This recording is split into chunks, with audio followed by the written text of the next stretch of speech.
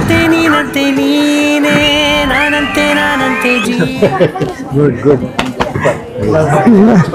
ನಾವು ಕಾಣಿಸ್ತಿದ್ದೀರಿ. ಬ್ರಾಟ್ ಯಾರು ಬ್ರಾಟ್? ನೀವೋ ಇವರ?